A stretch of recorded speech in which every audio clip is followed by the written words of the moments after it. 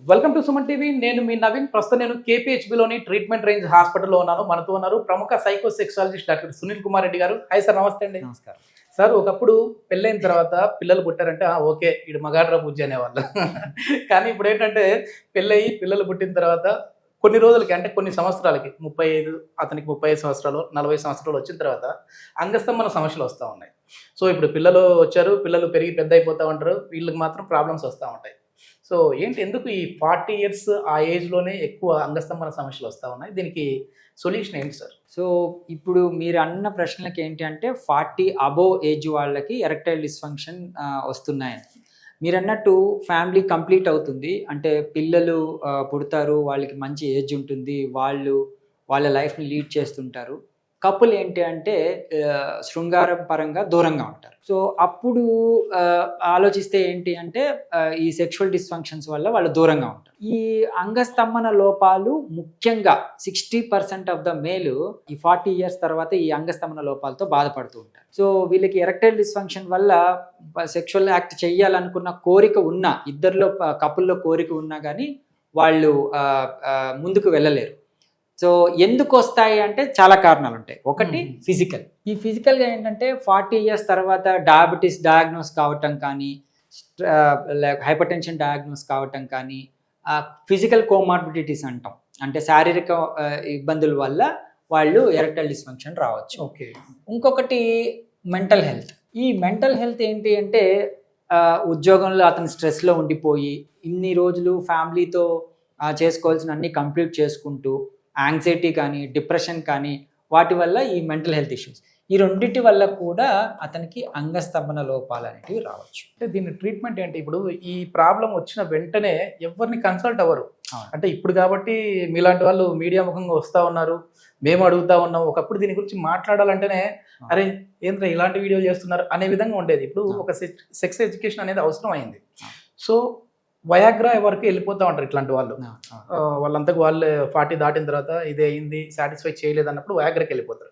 ఆ Viagra replace ఏముంది sir? So ఈ ఎరెక్టైల్ డిస్ఫంక్షన్స్ ఏంటి అంటే ఈ యంగ్ ఫెలోస్ యూజువల్లీ 40 తర్వాతే సెక్షువల్ ఫంక్షన్ ఎక్కువ అవుతుంది. ఎందుకంటే మెచ్యూర్ మైండ్ ఉంటుంది, పార్ట్నర్ కూడా సహకరిస్తుంది, కాబట్టి వాళ్ళు ఈ సాంసారిక జీవితాన్ని 40 పైనే ఎక్కువ ఎంజాయ్ చేస్తారు. బట్ ప్రాబ్లం అంతా ఏంటి అంటే ఏజ్ అయిపోయింది అని చెప్పేసి పురుషుడు ఏమవుతాడంటే నాకు ఇంతేనేమో అని చెప్పేసి వాళ్ళు డిస్కస్ చేయరు. ఓకే. ఒకవేళ తగ్గిపోయినా కానీ ఆ స్టిగ్మాలో ఉండి వాళ్ళు ఎక్స్ప్రెస్ చేయలేరు. Okay okay. సో ఇప్పుడు ఏంటంటే మీడియా అవగాహన కావచ్చు, మీలాంటి అంటే ఎడ్యుకేషనల్ సెక్షువల్ ఎడ్యుకేషన్ ధైర్యంగా ఇచ్చే వాళ్ళు కావచ్చు, దానివల్ల ఏంటంటే చూసుకొని మనం అప్రోచ్ అవ్వడం అనేది జరుగుతుంది. Okay okay. సో వీళ్ళకి ఏంటి అంటే ఈ ఫిజికల్, నేను చెప్పాను కదా, ఈ ఫిజికల్ ఈ మెంటల్ హెల్త్ ఇష్యూస్ ఏమన్నా ఉంటే వీటిని కరెక్ట్ చేయాల్సి వస్తుంది.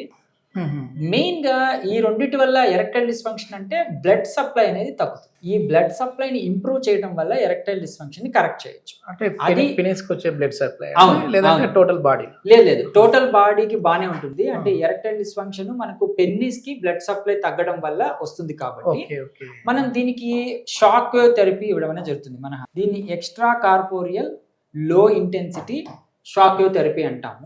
ఇది ఏం చేస్తుంది అంటే వాళ్ళకి హిస్టరీ, అంటే ఎప్పటి నుంచి అంగస్తంభన లోపాలు ఉన్నాయి, ఆబ్వియస్ గా ఫ్యామిలీ కంప్లీట్ అయిందంటే అతను పురుషతత్వం నిరూపించుకున్నట్టే.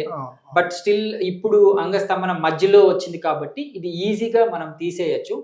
ఈ మనం షాక్ వేవ్ థెరపీ ఇవ్వడం ద్వారా వాళ్ళ పర్ఫార్మెన్స్ ఇంప్రూవ్ అవుతుంది, ప్రిమెచ్యూర్ ఎజాకులేషన్ కరెక్ట్ చేయొచ్చు, పర్ఫార్మెన్స్ యాంగ్జైటీ కూడా కరెక్ట్ అవుతుంది.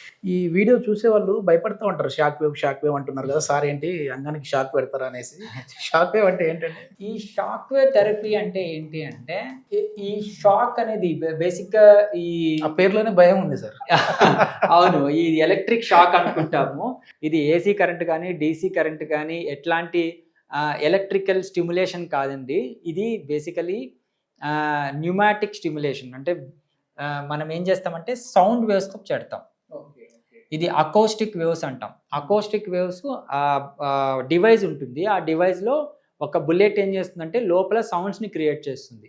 ఆ సౌండ్స్ ఈ కణజాలం మీద పడి అంగంలోని టిష్యూని స్టిమ్యులేట్ చేస్తుంది. దాని ద్వారా బ్లడ్ సప్లై అనేది ఇంప్రూవ్ అవుతుంది. ఆ విధంగా మనం ట్రీట్మెంట్ ఓకే, ఈ ట్రీట్మెంట్ తీసుకుంటూ వాళ్ళు కొద్దిమంది మళ్ళీ కొన్ని టాబ్లెట్స్ ఏమైనా సెల్డనాఫిల్ సిట్రేట్ కావచ్చు, టెటనాఫిల్ కావచ్చు, ఇట్లాంటివి ఒకవేళ మీకు తెలియకుండా వాడుతూ ఉంటే వాళ్ళకి ఏం చెప్తారు? అంటే వాడచ్చా వాడకూడదా, దీంతోనే ప్రాబ్లం సాల్వ్ అవుతుందని చెప్తారు? బేసికలీ మనము ఒక పేషెంట్ని ట్రీట్ చేసేటప్పుడు వాళ్ళకి ఇన్స్ట్రక్షన్స్ ఇవ్వడం అనేది జరుగుతుంది.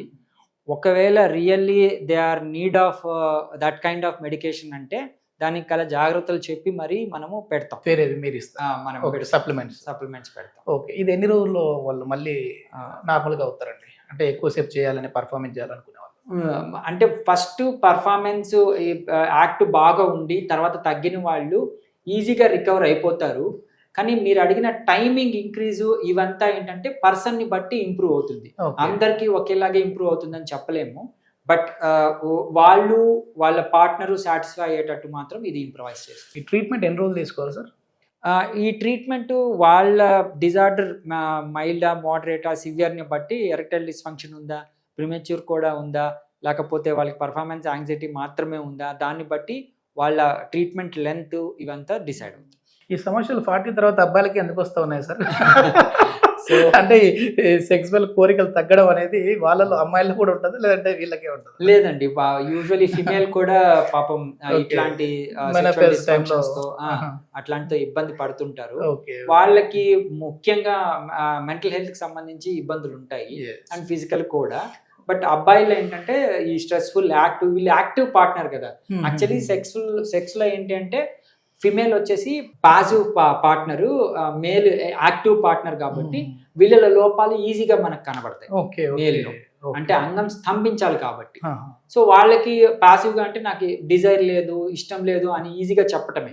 కానీ ఇతను ఇలా కాదు కదా, యాక్టివ్ పార్ట్నర్ కదా, కాబట్టి ఇతనికి ఈజీగా కను. ఓకే, ఇది మొత్తానికి ఏంటంటే 40 years దాటిన తర్వాత ఒకవేళ ఇట్లాంటి ఈడీ ప్రాబ్లమ్స్ ఏమైనా వచ్చాయి అని అంటే కంగారు పడిపోవాల్సిన పని ఏం లేదు. వయాగ్రా వరకు వెళ్లకుండా మనకి ఇట్లాంటి షాక్ వేవ్ థెరపీ అనేసి కొత్త టెక్నాలజీ అయితే వచ్చింది. ఈ థెరపీ ద్వారా చాలా వరకు ఈ ఈడీ ప్రాబ్లమ్స్, అంగస్తంభన సమస్య ప్రాబ్లమ్స్ నుంచి అయితే బయటపడచ్చు అని చెప్పేసి డాక్టర్ సునీల్ గారు అయితే చెప్తున్నారు. థ్యాంక్ యూ అండి. Thank you.